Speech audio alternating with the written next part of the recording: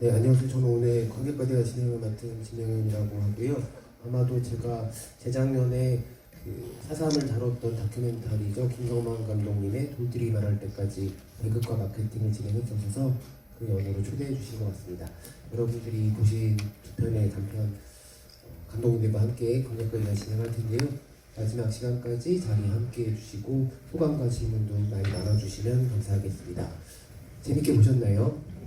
네, 굉장히 세대 계승의 아주 희망의 전조를 보여주는 작품들이라고 생각을 했고요. 저도 영화 속에 나왔던 상대적으로 젊은 사람들의 기운을 받으면서 뜻깊고 재밌게 보았던 작품들입니다. 먼저 두 분 감독님 인사 말씀부터 부탁드릴 텐데요. 오늘부터 인사 말씀 부탁드리겠습니다. 네, 안녕하세요. 우광훈 감독입니다. 저는 다큐멘터리 직직코드라는 영화로 데뷔해서 다큐를 만들고 있고요. 사삼에 대해서는 여러 가지 열등감도 있고 죄책감도 있고 그래서 고향이지만 함부로 다루지 못하다가 이번에 한 10년간 공부를 끝내고 한번 학생들과 제가 예전에 질문할 수 있는 기회를 잃어버린 고등학교 시절을 생각하면서 같이 한번 사삼에 대해서 만들어 봤습니다. 감사합니다. 네, 영원 감독님 인사 말씀 부탁드립니다. 네, 안녕하십니까. 저 KBS 제주에서 다큐멘터리를 만들고 있는 양호근이라고 합니다. 반갑습니다. 저는 그 세대 전승이라는 코드로 그 2022년도에 숫자라는 다큐를 했었고, 그 24년도에 커밍홈, 그리고 25년도에 경계인 미츠키를 만들었거든요. 그러니까 그동안 이제 희생자 중심, 피해자 중심의 이야기보다 조금 더 세대 전승 이야기로 넘어가면 어떨까라는 고민에서 이렇게 시작이 됐고, 이 세 편을 통해서 아마 그런 고민들을 같이 나누어 주셨으면 좋겠고, 또 경계인 미츠키를 보신 소감도 많이 듣고 싶습니다. 감사합니다. 네, 감사합니다. 네, 서울 사삼 영화제를 통해서 두 편의 작품을 만난 관객분들한테는 어떻게 보면은 또 시작의 순간이 될 수도 있겠다는 마음이 있더라고요. 특히 두 작품 모두 좀 젊은 친구들, 자녀나 이런 사람들에게 사삼에 대해서 설명해야 될 때 입문용으로 좋은 작품이겠다라는 생각이 들었고, 이 작품을 계기로 아마 사삼에 대해서 또 여러 가지 새로운 시작들을 하는 관객분들이 있을 거라는 생각이 듭니다.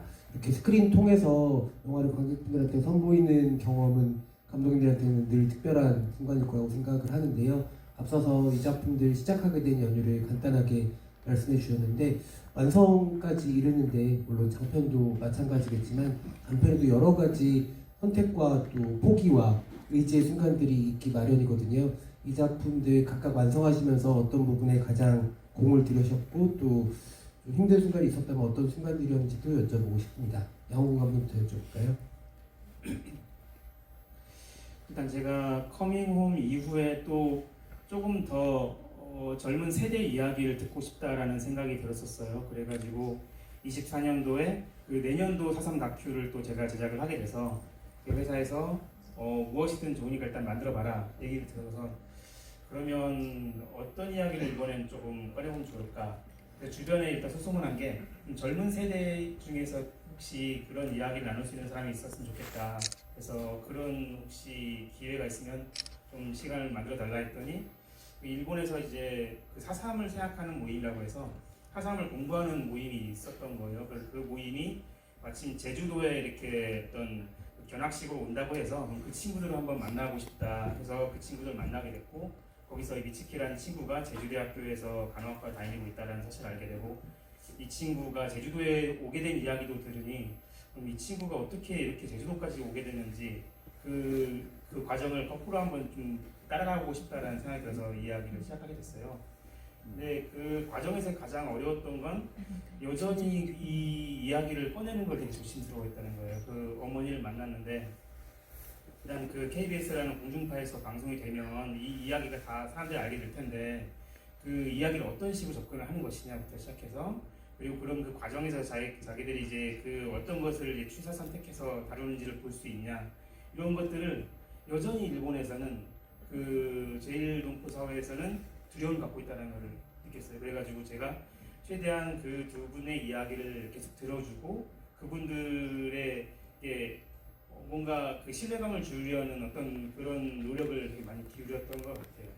그래서 그런 것들을 거치면서 이제 나중에는 그 어머니가 마음을 여셨고 그렇게 해서 이렇게 작품을 만들게 됐습니다. 특히 경계인 미츠키는 후반에 모녀가 대화를 나누는 장면에서 관객한테도 마찬가지겠지만 연출자한테도 정말 중요한 이야기들을 육성으로 들려주시잖아요.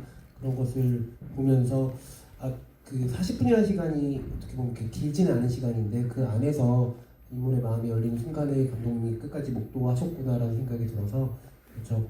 관객 입장에서 감동적인 순간이었던 것 같습니다. 우가 감독님 어떠셨어요? 예, 저는 아까 경계의 미치키 보면서 예전에도 한번 봤던 작품이긴 한데 정말 제가 생각해보지 못했던 그 경계인들이 가지는 저는 제일 조선인 제일 한국인 하면 그냥 피해자의 의식만 가지고 있을 거라고 생각을 했었는데 그렇게 양쪽의 생각을 다 가해자로서의 생각을 할 수 있다는 것을 너무 처음 깨달아서 너무 좋은 작품이라고 생각했고요. 우리 그 전 세대가 해놓은 그 잘못이 무슨 죄가 있다고 이제 그 이후에 태어난 사람들에게 그런 죄책감이 전해져야 되는지에 대해서 되게 많이 생각해보게 된 그런 작품이었던 것 같습니다. 그리고 제 작품은 이제 제가 제주도에서 태어나서 공부하고 나중에 말씀드리겠습니다. 지금 마음이 조금 그 위로를 해드려야 될지 어떻게 될지 모르겠지만 감독님께 박수 한번 보내주시면 좋겠습니다. 아무래도 이렇게 쉬운 이야기가 아니었고 다큐멘터리라는 장르의 특성상 실제 러닝타임은 상대적으로 장편 영화보다 짧을 수 있어도 굉장히 긴 시간 동안의 이야기를 듣고 또 편집하고 또 관객한테 선보이는 일이 좀 남다르다는 생각을 안 가질 수가 없거든요. 이분들이 하셨던 영화에는 담기지 않았지만 그 사이사이의 주름과 같은 시간들을 여러분들이 꼭 같이 기억해 주시면 감사하겠습니다. 또 다큐멘터리는 영화가 끝나면 관객 입장에서 당연히 영화 속에 등장했던 인물들의 현재의 안부를 궁금해할 수밖에 없거든요. 그 미츠키와 어머니 어떻게 지내고 있으신지 혹시 감독님 알고 있는 소식이 있다면 전해주시면 좋겠습니다. 그렇지 않아도 이번 영화제에 그 참여한다는 얘기를 전하니까 그 미치기가 너무 좋아하는 거예요. 이게 뭐 방송으로 나오긴 했지만 이렇게 또 관객들 앞에서 또 특히 서울에서 이렇게 개봉된다는 것 자체에서 너무 좋아했고 어머니도 사실 이게 방송 나가기 전까지 되게 조마조마했었어요. 근데 방송에 나가고 이걸 유튜브 링크로 보내드리니까 되게 안심을 하시는 거예요. 그리고 이게 이제 영화제에 올라온다고 하니 이게 본인들의 이야기를 사실 사람들에게 알린다는 게 어떤 면에서는 되게 부담스러운 점이기도 한데 이분들은 그걸 되게 기쁘게 받아주셨고 이런 게 많이 알려졌으면 좋겠다고 저한테 전해 오더라고요. 그러면 지금 미츠키 씨는 학교를 계속 다니고 있는 상황인가요? 아니면 네, 아직도 다니고 있습니다. 혹시 그 이후에 계획 같은 거를 감독님이랑 이야기를 나눈 적이 그 제주대학교 병원에서 간호사로 일하고 싶다고 하더라고요. 제주의 뿌리를 좀 내리고 싶다라는 의견일 수 있겠네요. 네, 저희가 그러면 상대적으로 다른 나라에 가서 작품을 찍는 것보다는 같은 한국에서 그 감독님께서 팔로우업을 해주시면 또 이 친구가 어떤 식으로 삶을 살아가는지를 스크린 통해서 볼 수 있는 날이 있지 않을까 기대를 하게 되는 마음입니다. 우가 감독님 조금 마음이 괜찮으셨습니까? 저는 시작하게 된 계기가 제주도 출신 감독으로서 이 다큐멘터리 만들다가 언젠간 제주도를 위해서 뭔가를 해야 된다는 생각이 들었는데 이제 나이도 들어가고 죽을 때도 다 돼가고 더 이상 미루면 안 되겠다. 앞에 그 어르신분들께서 계시는 것 같은데 그 실례 말씀을 왜냐면 이게 제가 생활 습관이 안 좋고 하니까 언제 지금 모른다는 생각도 들고 영화 하면서 너무 많이 몸을 쓰다 보니까 많이 아무튼 그런 생각이 들었습니다. 이제 시작할 때가 되지 않았나 해서 처음에는 그 제주도 학생들을 모집을 했습니다. 그래서 제가 제주도를 자꾸 못 가니까 줌을 통해서 제주도의 여러 가지 문화, 유네스코에 등재된 화산섬의 이야기라든지 돌라르방의 역사라든지 이런 가벼운 것들부터 시작하면서 이제 조금씩 사사한 얘기를 해가기 시작했는데 나중에 이제 어떤 소재를 만들 것인가 투표를 해서 결정을 하자 했을 때 이제 제가 그 사삼의 분량을 좀 많이 미디어 이론에 보면 자꾸 많이 노출시키면 이제 그것에 대해서 관심을 많이 가지게 된다는 이론이 있거든요. 그 미디어 이론에 의해서 한 70% 정도를 사삼을 다루고 나머지를 30% 다뤘는데 그때 좀 걱정됐던 게 이제 그 부모님들이라든지 학생들 중에는 정치적으로 이제 좀 상반된 그런 분들도 있었고 그래서 이제 부모님들께까지도 허락을 받아야겠다는 생각이 들어서 부모님들을 만나서 얘기를 나누고 사삼이라는 것은 이런 정치색을 떠나서 정말 그 저 영화에도 나왔지만 인류 보편의 역사 속에서 그런 잔인함과 권력욕이 만들어낸 그런 일인데 지금 우리가 계엄을 이번에 그 경험을 했는데 그 계엄이 얼마나 무서운 것인지를 학생들이 알지 않으면 앞으로 우리 미래 세대에 대해서 우리가 또 책임을 지게 될지도 모른다 뭐 이런 식으로 잘 설득을 하니까 다들 찬성을 해주셔서 어머니들도 다 같이 카메라 잡고 아버지들도 나와서 마이크도 잡고 운전도 해주시고 이러면서 찍는 과정 속에 또 같이 깨달아가는 게 너무 많았던 것 같습니다. 네, 감독님 그 여담이지만 생활 습관을 조금 개선하셔서 오래오래 건강하게 좋은 작품 많이 찍어주시기를 바라겠습니다. 네, 박수. 건강의 이야기를 또 많이 들려줄 수 있으니까요. 그 영화를 보면은 기억의 힘이 얼마나 큰지를 알게 되는 한편에 또 동시에 기록의 힘이란 게 얼마나 대단한지를 또 알게 되는 순간들이 있기도 해요. 만약에 기록이 남아있지 않다면 그 다른 세대에게 무엇을 이야기해 줄 때에 좀 어려운 과정들이 있을 거라고 생각을 하거든요. 두 편 모두 기록물로서도 그런 가치를 갖게 되는 작품이라고 생각을 합니다. 근데 딱 보고 나면 영화가 알맞게 자기 몸집에 맞는 시간을 영화적인 시간을 가졌다고 생각하지만 한편으로 좀 더 길게 보고 싶다는 생각들도 드는 작품들이었어요. 그 두 분 모두 편집에서 좀 덜어내서 아쉬운 부분이 있었다면 어떤 순간들이었는지도 여쭤보고 싶은데요. 우광 감독님부터 한번 여쭤보겠습니다. 그 다큐를 찍게 되면 보통 이제 원래 작품의 한 제가 지금 습관으로 봤을 때 한 30배 정도의 분량 이제 생기는데 그 중에 뭘 버려야 되고 뭘 취해야 될지가 굉장히 자기 자식 같아서 고민이 많이 되는데 일단 그 사삼 예전에 연경 선생님께 제가 그 사삼 시나리오 쓰고 있는 게 있는데 한번 가져가 보고 싶습니다. 이렇게 얘기했을 때 그 아직은 너무 걱정이 돼서 가져가지 못하고 이번에도 화장실에서 볼일 보다가 서로 마주쳤는데 선생님께서 언제 가져오라고 하셔서 그때 처음으로 전화번호를 받았거든요. 그래서 이제 가져갈 건데 그때 말씀하셨던 게 재미있게 해라. 길고 지루하게 하지 마라. 그럴 거면 사삼에 대해서 오히려 사람들이 지루하게 느끼게 되면서 더 사삼을 알려고 하지 않을 수도 있으니까 어떤 방법을 써도 좋으니까 재미있게 만들려고 하시더라고요. 그래서 그런 생각을 계속 하면서 길어도 안 될 것 같고 또 버리자니 또 길어질까 봐 걱정되고 그런 식으로 계속 갈등을 하면서 20분으로 딱 이렇게 줄인 것 같습니다. 그 말씀하신 것처럼 실제 촬영 분량으로 해서 무편집으로 홍보했으면 여러분 600분짜리를 보셔야 되는 상황이었는데 그만큼 감독님이 꼭 이야기를 들려주고 싶었던 부분들만 이 작품 안에 넣으셨다고 생각하면 될 것 같고요. 아마도 학생들이 이 계기를 통해서 카메라를 잡았기 때문에 어떤 방식으로든 이어갈 수 있지 않을까라는 때를 하게 되고 그때가 오면 감독님이 건강하게 학생들 옆에서 또 좋은 멘토가 되어주시기를 또 바라겠습니다.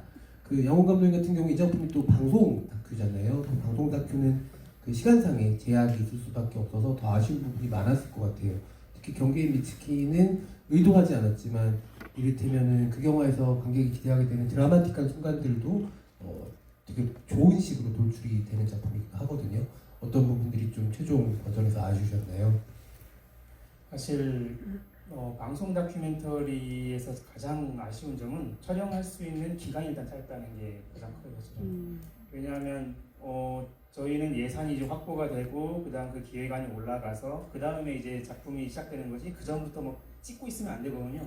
그 전에는 다시 자기의 그 본업을 또 하다가 이제 다큐로 들어와야 되는 건데 그 전에 그냥 레귤러 프로그램을 하다가 하면서 이제 이런 걸 구상만 하고 이 아이템이 정해지면 이제 결제를 받고 예산을 확보하고 그 다음에 제작에 들어가기 때문에 사실 이 경계인 미치키라는 친구를 오랫동안 쫓아다니면서 일본에서도 좀 오래 머물면서 찍고 싶지만 그럴 만한 여건이 안 됐다는 게 일단 가장 큰 늘 아쉬움을 갖는 부분이고 그럼에도 불구하고 이제 열심히 찍었지만 저희가 방송 시간은 50분으로 딱 한정이 돼 있어요. 50분이고 방송일은 4월 3일 날 나가야 되는 거기 때문에 편집을 정말 방송 나가기 직전까지 편집을 하거든요. 그때까지 덜어내는 일을 계속 하는 건데 사실 어쩌면 뭐 우건 감독님 말씀하셨지만 그 덜어내니까 다행일 수도 있어요. 그만큼 임팩트 있게 딱 그 짧은 시간 동안 좀 그 집중력 있게 볼 수 있게끔 저희가 만들기 때문에 이렇게 했는데 뭐 아쉬운 점이라면 그 어머니와 그 미치키가 이제 집에서 대화한 장면들도 좀 재미있는 것들은 좀 의미 있는 것들이 있었는데 그런 것들은 이제 전체적인 내용상 이제 덜어낼 수밖에 없었던 것들이 있어서 그런 부분이 좀 아쉽긴 합니다. 혹시 이게 또 작년에 방영이 되고 나서 상도 이렇게 받으셨고 그 제주 방송국에서도 호평을 받으셨을 텐데 그 후속에 대한 어떤 기대를 할 만큼의 방송국 측에서의 지원 같은 게 있던가요? 해도 된다라는 허락이라든가.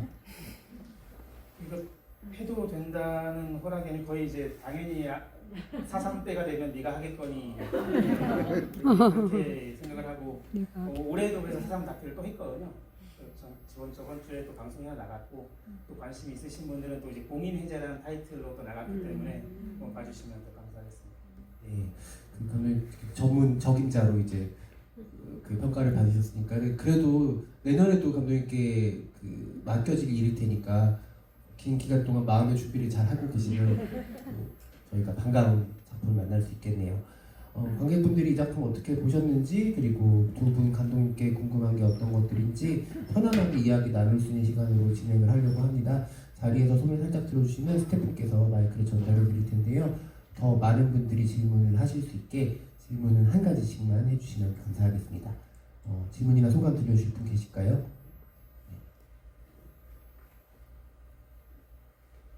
서로의 얼굴을 쳐다보고 있는데 네, 이쪽에 사이드에서 손을 먼저 들어주셨습니다. 우광훈 감독님께서는 제주도가 고향이라서 죄책감하고 책임감을 느끼고 계시는데 그 KBS 감독님께서는 제주도가 혹시 고향이신가요? 어떻게 연구가 있으신지 너무 이제 내용이 좋아서 질문드리고 싶습니다. 제주 양씨고요. 제주 토박입니다. 제주 애월산입니다. 그 질문에 이어서 한 가지 제가 더 여쭤보고 싶은데요. 그 제주에서 산다는 것은 또 다른 감각을 갖게 되는 일이기도 하잖아요. 두 분도 현재 제주에서의 삶이 본인의 삶에 어떤 영향을 끼치고 있다고 느끼시는지도 덧붙여서 여쭤보고 싶습니다. 우광훈 감독님 어떠세요? 저는 그 고등학교 때까지는 정말 사삼에 대해서 잘 들어보지도 못하고 소풍 갔던 장소가 서달로로 옆에 있는 비행장인데 비행장의 추억이 너무 그냥 사이다 먹고 김밥 싸서 놀고 그랬던 경험만 하고 있다가 이제 대학교 가서 학생회에서 이제 사삼 이라는 걸 알게 되면서 너무 억울하더라고요. 진짜 너무 억울하고 저는 뭐 아주 못 사는 집에 태어난 것도 아니고 그냥 적당히 대학 가서 이제 아주 어려운 다른 저희 친구들처럼 산 것도 아니고 그러다가 그걸 알게 되니까 너무 힘이 들었고 좀 사람이 너무 어렵더라고요. 공부하는데 너무 어려워요. 뭐 사상 김석범 소설가님 것도 다 읽고 뭐 사상 지상 보고서도 읽고 아무리 공부를 해도 이게 어떻게 결론을 내려야 되고 어떻게 생각해야 될지 잘 모르는 거예요. 그러다가 이제 우리 동네에 그런 300명, 200명 이상이 그렇게 학살된 백조리 소녀가 있다는 걸 알게 됐고 그런 걸 얘기하는 게 너무 창피했어요. 나이 진짜 25 넘어서야 그걸 알게 되고 그리고 또 먹고 살다 보니까 힘들어서 이제 또 관심을 적게 하게 되고 이제 사삼 유족회나 여러분들 모여서 영화제 같은 거 하러 가서 이렇게 보다가도 나한테 질문할까봐 이렇게 피하게 되기도 하고 그러다가 아까 말씀드린 대로 이제 더 이상 시간이 없다 이런 생각도 들었고 제주는 그래서 처음에는 너무 그냥 집에서 공부만 하라고 그러고 학교에서 이제 우리는 수업 받을 때 체육 시간에 뒤에 바다가 있어서 바다 가서 수영하고 지네 잡으러 다니면 지네 하나 잡으면 이제 하나에 붉은 지네는 20원, 검은 지네는 30원 이렇게 라면 봉지에 담아서 가기도 하고 했는데 제가 그 놀았던 그곳이 다 사람들이 너무도 많이 죽은 곳이었기 때문에 그냥 제주에 산다는 것은 굉장히 낭만적이면서도 충격의 연속이다 이렇게 말씀드리고 싶습니다. 네, 양홍 감독님은 어떠세요? 저는 사실 유족이에요. 근데 그걸 알게 된 게 되게 늦게 알았어요. 저희 외할머니의 아버지께서 4.3 때 돌아가셨는데 외할머니가 생전에 그 얘기를 한 번도 안 하시더라고요. 한 번도 또 4.3 유족이라는 말씀을 안 하시다가 돌아가셨고 그 이후에 저희 어머니한테서 들은 거예요. 사실은 너희 외할머니 아버지께서 4.3 때 돌아가셨고 너희는 우리 집안은 그런 역사가 있다라는 걸 알고 나서 너무 지금 그때는 되게 후회가 되는 거예요. 그 할머니의 이야기를 뭔가 더 들었어야 되는데 제가 지금 와서는 다큐멘터리를 만든다고 해서 많은 유족분들을 만나고 다니지만 정작 내 가족사에 대해서는 내가 이렇게 왜 몰랐지? 라는 생각을 했던 거예요. 그래가지고 어쩌면 이게 지금 나 같은 마음을 갖고 후회하는 사람들이 분명 있을 것이다 라는 생각이 들 때부터 그럼 나 같은 사람을 줄이기 위해서는 내가 이런 다큐를 만들어야 된다 해서 그다음부터 이제 그런 세대 전승 이야기를 하게 된 거예요. 어쩌면 이건 제 이야기도 한 거거든요. 그래서 그런 친구들을 만나고 그런 친구들이 이 다큐멘터리를 같이 촬영하면서 이제 할머니나 할아버지에 대한 이야기를 듣게 되고 그런 과정에서 이걸 또 어떻게든 기억을 하고 싶어하는 그런 과정이 저는 어떤 면에서는 뭐 내가 너무 강요하는 건가 이런 생각이 들 때도 있어요. 이 친구들이 짊어질 필요가 없는 어쩌면은 이들이 지은 어떤 잘못도 아니고 그들이 짊어져야 될 어떤 고통이 아닌데도 불구하고 내가 왜 이들에게 이걸 세대 전승을 해야 해 라고 이렇게 왠지 강요하는 건가라는 죄책감이 들 때도 때로는 있었지만 그 친구들을 통해서 얘기를 들어보면 너무 고맙다고 하는 거예요. 이 어쩌면 외면하고 그리고 모르고 지나갔을 법한 우리 할머니 할아버지들에 대한 이야기를 이 방송이라는 그 카메라 안에서 같이 만나서 그 할머니 할아버지가 자신들의 이야기를 이렇게 꺼내놓는 이제 이런 시간과 이런 기회를 줘서 자기들도 이걸 알게 됐고 그리고 그래서 이런 것들을 이어가는 것을 더 자신들의 역할이라고 생각하고 몫이라고 생각해서 하고 싶다라는 얘기를 했거든요. 그래서 어쩌면 이 친구들도 나와 마음이 비슷하겠구나라는 생각을 하게 됐었어요. 네, 두 분 깊은 이야기 전해주셔서 너무 감사드리고요. 영화 두 편 다 보면서 마음이 너무 따뜻하면서도 한편으로는 되게 울컥했던 순간들이 그 어린 친구들이 할머니를 만나는 장면이었던 것 같아요. 별거 아닌 것 같은 이야기인데 저는 그때 막 너무 울었거든요. 나는 집에만 있는 사람이야. 밖에 나가서 일을 많이 못하니까 용돈을 이거밖에 못 줘 이렇게 이야기하는데 거기서 응축됐던 어떤 것들이 쏟아져 내리듯이 좀 많이 터졌던 것 같아요. 근데 한편으로는 우리에게 물리적인 시간이 많이 남아있지 않구나.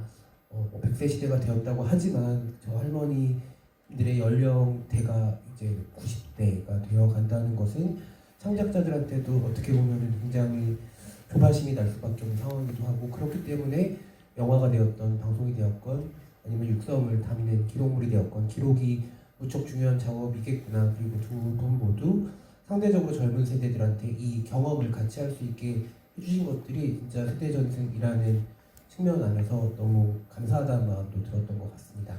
네, 또 다른 관객분의 이야기를 이쪽에서 들어주셨는데요. 영화 너무 잘 봤고요. 저 돌들이 말할 때까지도 너무 되게 잘 봐서 감사드리고요. 말씀하신 거랑 연장선상인데 질문을 하시는 분들의 연령대가 이제 높고 돌아오고 계시잖아요. 혹시 꼭 이거를 해보고 싶다, 아니면 내가 지금 이거를 준비하고 있다, 이렇게 하고 싶은 거나 계획하고 있으신 게 있으신지. 양호 감독님부터 말씀 주실까요? 이제 4.3을 공부하다 보면 이게 그 냉전사에서 4.3과 비슷한 시기에 상당히 많은 사건들이 또 많이 있었어요. 뭐 인도네시아도 필리핀, 대만 이렇게 이 4.3과 유사한 시기에 있었던 그 국가 폭력에 의한 그 많은 희생자분들이 계신데, 그래서 저는 이 제주도에 있는 이분들에 대한 이야기뿐만 아니고 그분들은 그럼 그런 기억을 어떻게 계승을 하고 있을 것인가, 그분들의 이야기도 또 듣고 싶은 거예요. 분명 그 연결되는 지점이 있을 것이다. 그래서 그런 이야기를 조금 더 넓게 다루고, 이 4.3이라는 것이 단순히 이 제주에서 일어난 지역사가 아니고 이 냉전사로 봤을 때는 전 세계적으로 일어났던 어떤 국가폭력의 하나의 대표적인 사건 중에 하나다라는 것들을 조금 이 우리나라뿐만 아니고 약간 그 전 세계에 있는 시청자들이 볼 수 있는 프로그램을 만들고 싶다라는 게 제 생각입니다. 관동님. 저희 동네에는 가면 이제 사드 같은 공군 기지, 레이더 기지가 있고요. 그리고 중공군을 수용했던 포로 수용소도 있고, 난징을 폭격했던 비행기가 날던 그 비행장도 있고, 경납고도 있고, 또 4.3에 그 죽어간 수많은 사람들이 아직도 뼈가 가끔 나올 정도로 많이 죽은 곳이더라고요. 그 당시에 제가 설명을 들었을 때는 대정 지역은 안전했다고 들었었는데 그게 아니었고, 또 그 양신 할아버지라고 제가 있던 마을에 그 백조일성묘 근처에서 항상 사람들이 오면 그걸 전해주고 싶어서 항상 붙잡고 막 1시간, 2시간씩 얘기하니까 젊은이들이 막 도망가요. 너무 들어드리기가 애절하면서도 힘드니까. 근데 비 오는 날도 가면 그 할아버지 계속 앉아 계시거든요. 그런 거 보면서 내가 빨리 영화관들은 기가 막힌 기술을 익혀서 정말 재미있게 젊은 사람들 정말 듣고 싶게 보고 싶게 만들어서 전해야 되는 사명이 있지 않나 그 생각이 들어서 저희 동네를 소재로 해서 계속 시나리오를 쓰고 있던 와중에 이제 저와 함께 하던 정재원 감독님이라고 내 이름은이란 영화를 만드신 분이 제가 오랫동안 모시기도 하고 함께 제 작품 이제 제작도 하신 훌륭하신 분인데, 어쨌거나 그렇게 훌륭하신 분이 그 영화를 만들어 주셔서 너무 감사하면서도 또 한편으로 옆에서 너무 부럽기도 하고 짜증도 나더라고요.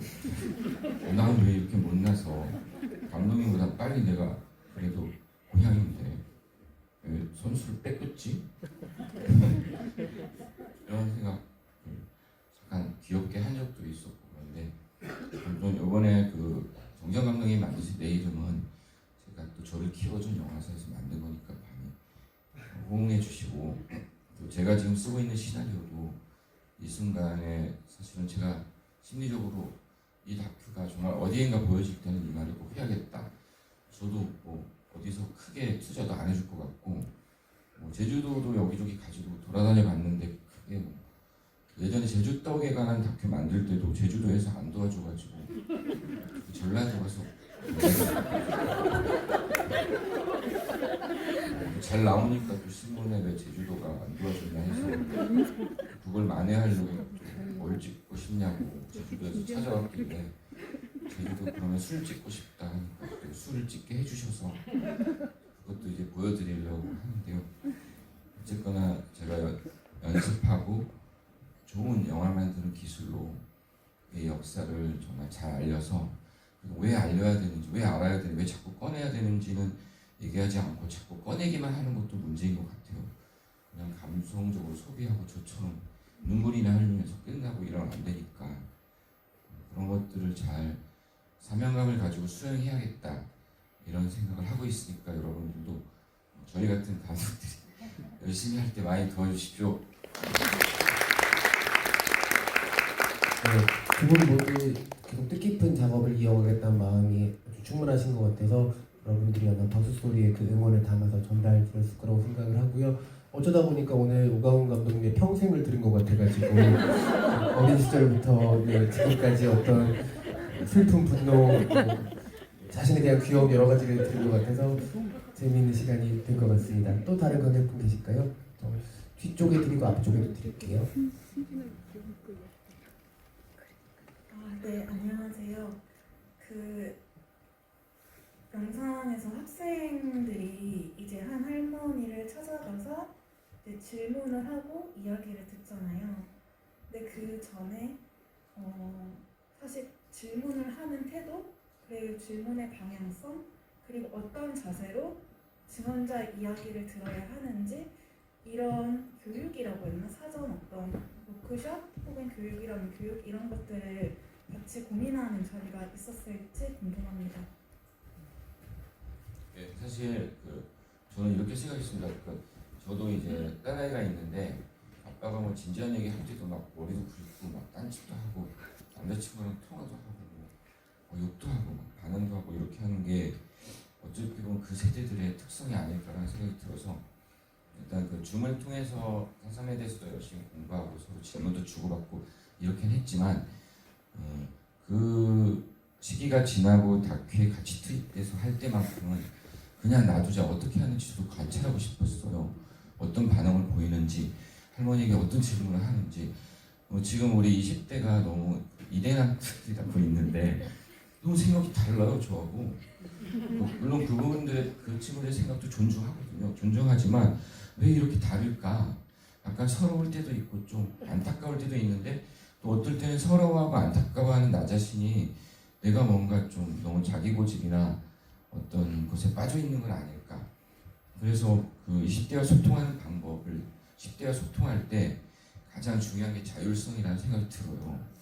그러니까 야 4.3을 공부하자 이러면 안 하지만 야 카메라 갖고 뭘 하나 찍어서 우리 한번 영화제에 상영하자 이러면 하고 야 너 카메라를 들고 있어 하면 그 할머니가 말씀하시는 걸 잘 잡아내기 위해서 이렇게 듣는데 내가 막 말해주면 떠들고 있고 잘 듣지도 않고 그게 이제 10대와 20대 차이 같은데 우리가 보통 이제 서로 어른들끼리 대화할 때 자꾸 요즘 10대, 20대는 이해가 안 된다 막 이러잖아요.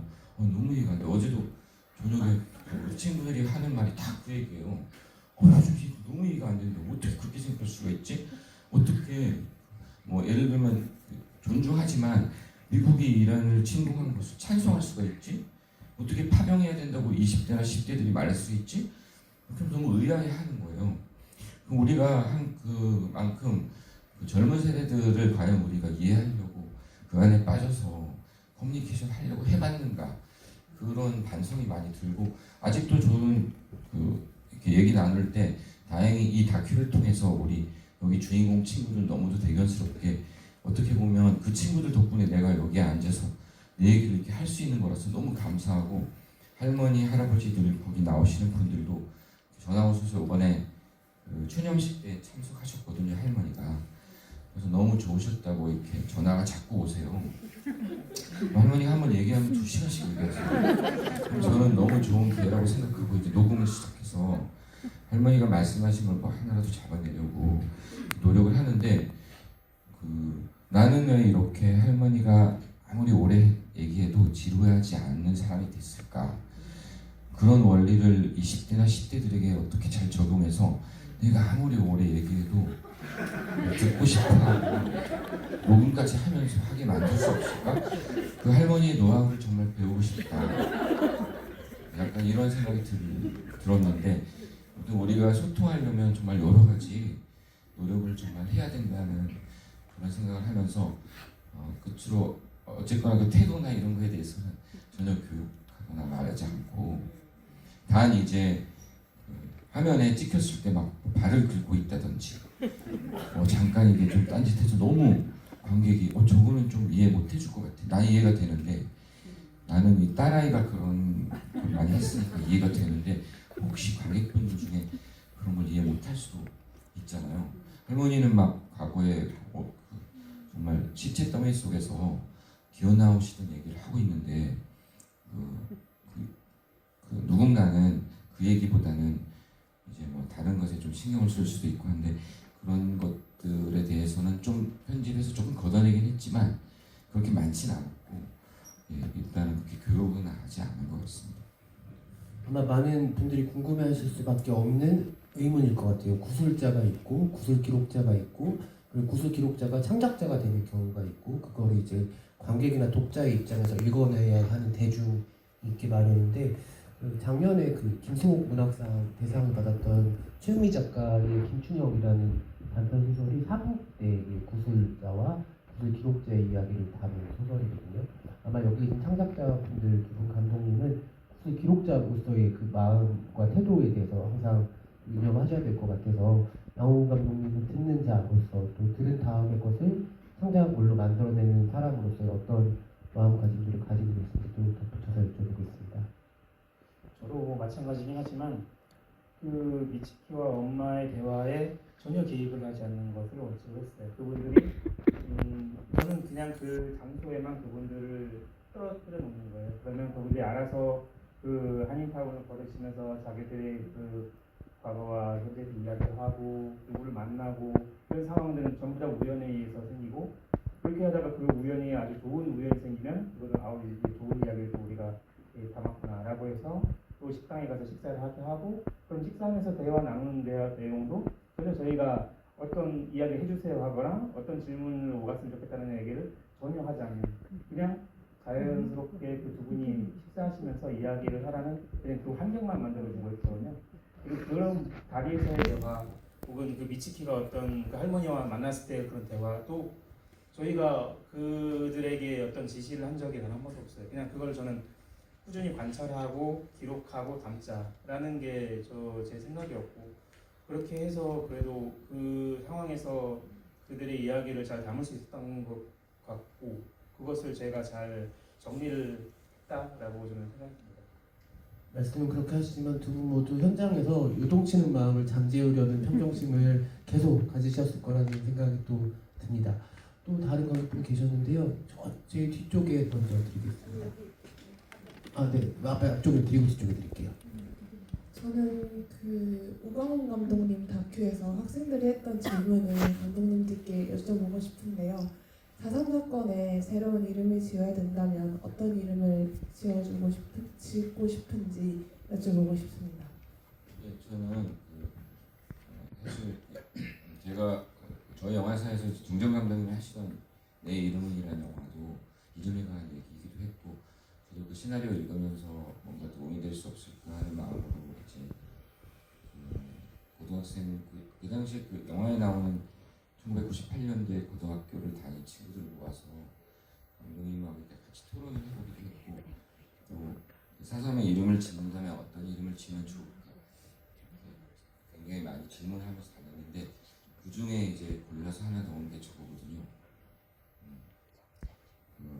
정부 제주인 7년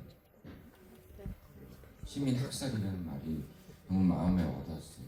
정말 그게 가장 저는 맞는 말이라는 생각이 들어서 너무 복잡하게 또 전달하면 힘들어지니까 그러면 또 공부해야 되고 또 아는 것을 힘들어하면서 피해갈 수 있고 하니까 명확하게 저 제목이다 내 마음속에 이렇게 생각해서 다큐에 넣었습니다.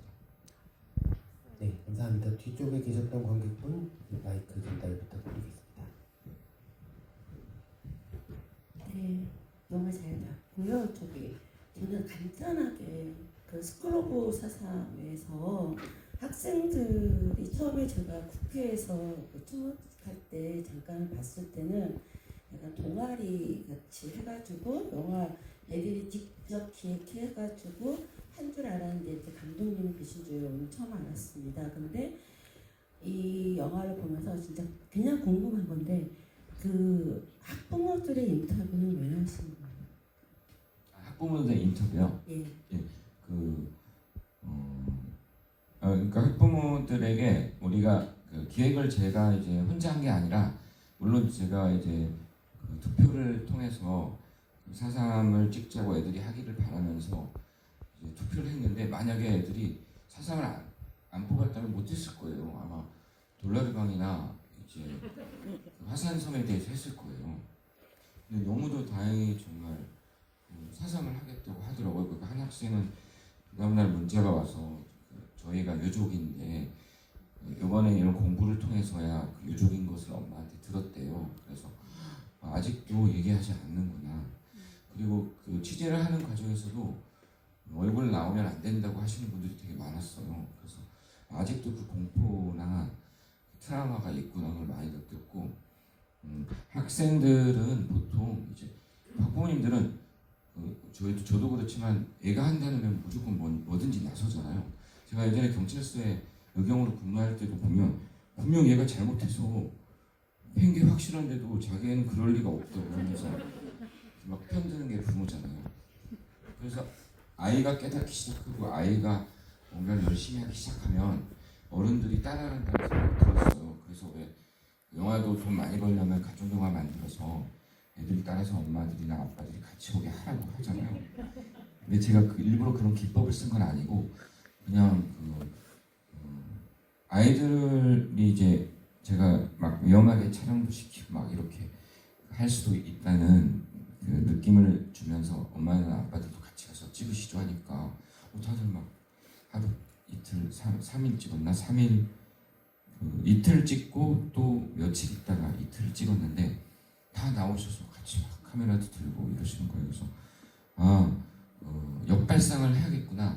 역으로 지금 그 감독님이 다녀오신 그 이쿠노 거기에 이제 제가 며칠 전에 일본에 뭐 취재를 다녀왔는데 그때 거기 이지치 노리코라는 그 가해자로서 왜 우리 민족은 가해자로서의 행동을 하게 되었는가를 제주도 가서 연구하기 위해서 일본인으로서 해녀가 되신 교수님이 계시더라고요. 문화인력 하시는. 그러면서 무슨 얘기냐면 가해자 중에도 이렇게 우리가 왜 가해를 하게 되었는지를 연구하시는 분들이 있는데 4.3이나 5.18이나 이런 한국 역사에서는 왜 가해자들이 나서서 나는 가해자라고 당당하게 얘기하면서 가해의 역사에 대해서 왜 우리가 가해를 하게 됐는지 연구하는 사람이 많이 없을까 그런 생각을 해보게 됐어요. 근데 그 부모님들도 다 쟁쟁하신 분들이고 제가 뭘 말해도 다 자기 주장에 있으신 분들이기 때문에 가장 파고들 수 있고 대화의 장을 열 수 있는 거는 역시 또 자녀가 아닐까 이런 생각이 많이 들었습니다. 그래서 자녀들이 좀 엄마 아빠를 좀 취재해와라 질문을 좀 해서 엄마 아빠들 생각을 좀 들어보자 약간 이런 취지에서 그런 이제 기획을 학생들과 함께 이렇게 했던 것 같습니다. 어떻게 보면 역으로 기성세대에 대한 배움의 장을 열어주셨다고 저희가 생각해도 될 것 같습니다. 시간이 꽤 많이 지나서 마지막 관객분 질문을 받아야 될 것 같은데요. 네, 쪽에 계신 분께 마이크 전달드리겠습니다. 네, 손을 조금 들고 계셔 주시겠어요? 네.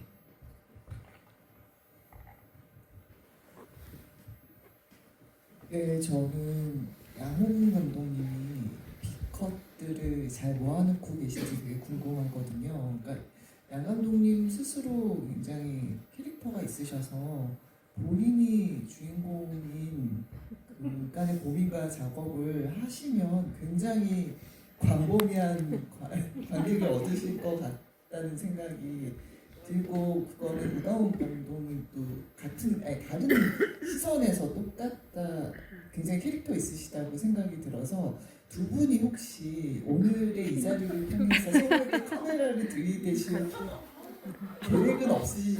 계획을 만들어주시면 어떨지 관객으로 너무 궁금하고 또 두 분의 다른 시선이 만나 있잖아요.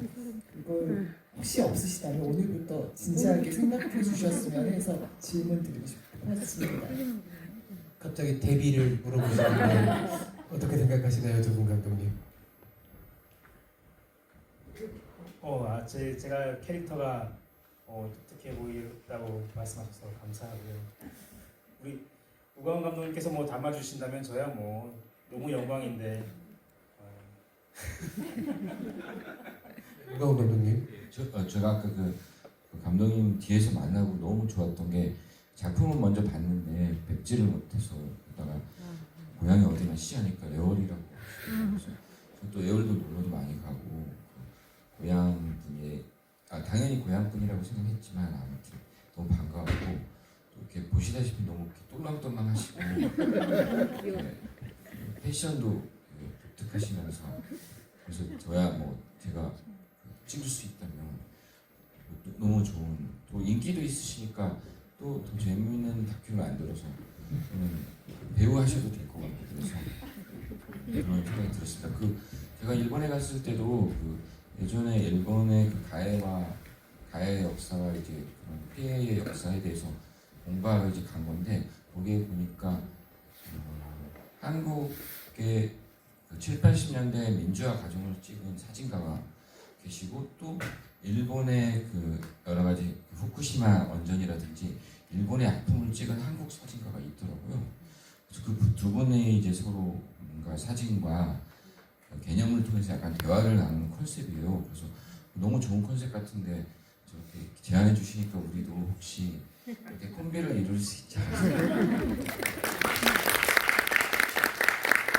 보니까 이렇게 창작자들의 이야기를 담은 작품은 너무 드문 것 같아서 꼭 두 분이 만약에 얼굴을 계속 작품 안에 내미는 게 좀 쑥스러우시다면 저는 같이 약간 책이라도 만드셔서 이야기를 해주셔도 좋겠다는 생각이 들어요. 이 비하인드들이 어마어마할 거라는 생각이 있기 때문에 창작자들 입장에서 서술한 기록물도 보면 참 좋겠다라는 생각이 듭니다. 오늘 서울 제주 사상영화제 마지막 프로그램까지 함께 해주신 관객분들 너무 감사드리고요. 앞서서 소개해드린 것 같은데 내일까지 영화 상영과 토크 프로그램이 있으니까는 함께 해주시면 좋겠고 그 우광훈 감독님의 스승님이신 정재영 감독님의 내 이름은이 다음 주에 개봉을 합니다. 극장 개봉 영화는 개봉일에 개봉주에 많이 봐주시는 게 그 영화의 생명력을 지속시키는데 큰 영향이 있거든요. 그래서 예매하셔서 작품들 많이 보시면 좋을 것 같고요.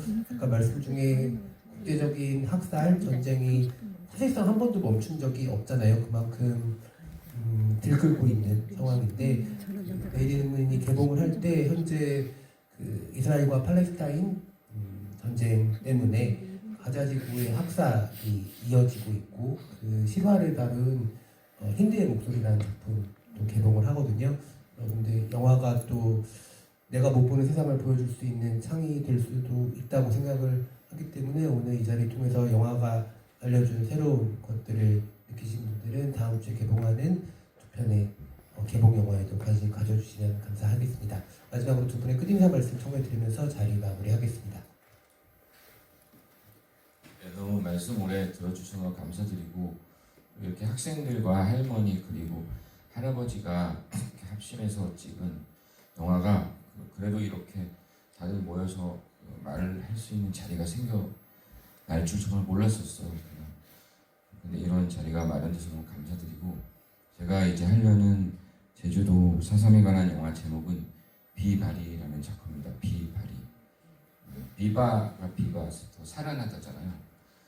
그리고 바리는 또 그 과거의 어떤 신화의 역사를 가진 그래서 어떻게 해서 비바리라는 말이 제주도의 어떤 해안가에서 해산물도 채취하고 이렇게 하는 어떤 여성을 지칭하게 됐는지를 굉장히 많이 알아보고 다녔는데 어원에 대해서 아직은 크게 밝혀진 게 없더라고요. 그다음에 그 당시에 억울한 죽음을 당한 그 소녀가 이제 현대 사회의 어떤 그 남자 작가의 뇌리 속에 이렇게 들어오면서 벌어지는 현경 선생님 말씀대로 재미있게 만들어야 되는 사명을 띈 그런 영화인데 언제가 될지 모르겠어요. 10년이 될지 5년이 될지 모르지만 죽기 전에는 꼭 만들려고 하니까 마음속에 기억했다가 나중에 펀딩이라도 하게 되면 꼭 10,000원씩이라도 부탁드리겠습니다. 우광훈 감독님 끝인사 말씀 부탁드립니다. 일단 우광훈 감독님의 비발이 응원하겠습니다. 일단 아까 질문 주신 것 중에서 그 4.3에 대한 정의를 또 여쭤보셨던 것도 기억이 났는데 그게 뒤에 이름이 붙지 않는 것 자체가 4.3이라고 생각하는 아까 학생의 답변이 되게 저는 좋았어요. 그리고 제가 생각했던 것도 또 그것과 또 맞닿아 있거든요. 4.3이라는 것이 어떤 이름을 갖지 못한 그 자체만으로 지금 4.3에 갖고 있는 현실이라고 생각하고 그리고 4.3이 제주도에서만 울리고 그게 벗어나지 못한 기간이 훨씬 더 길었잖아요. 그러니까 우리가 다큐를 만들어도 그게 제주 지역에서만 방송이 되고 그리고 영화도 아주 소수만 보는 그런 그 시간이 많았었는데 올해 들어서 이렇게 4.3이라는 것이 상당히 폭발적으로 알려지기 시작하고 그리고 이 서울 4.3 영화제도 4회째를 맞아가지고 또 많은 관객분들이 찾아왔다는 얘기를 들어서 저는 되게 기적 같은 일이 일어나고 있다라는 생각이 들고 있고요.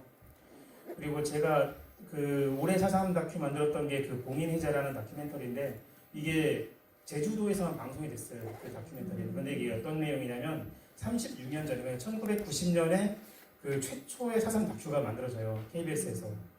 근데 그게 노태우 정권 때였는데 방송 직전에 바로 그게 불방이 돼요. 그래가지고 그게 아카이브 어딘가에 그냥 그 떠다니고 있다가 그게 제가 그 논문에서 그걸 읽고 그럼 이게 어딘가 있지 않을까 해서 막 뒤지다가 그게 딱 걸려든 거예요. 그래서 아 이게 36년 전에 있었던 게 필름이 남아 있었네. 그래서 그 테이프를 건져내고 그걸 이제 방송으로 내보내는 걸 이번에 했거든요. 그러니까 여러분들도 한번 그걸 보시면 그게 꽤 의미 있는 작품이어서 한번 유튜브에서 봉인 해제를 검색하시고 보시기를 한번 추천을 드리겠습니다. 감사합니다. 좋은 작품과 또 깊은 이야기 나누신 두 분 너무 감사드리고요. 오늘 끝까지 자리에 함께해 주신 관객분들도 감사드립니다. 저희 박수 치면서 자리 마무리하겠습니다.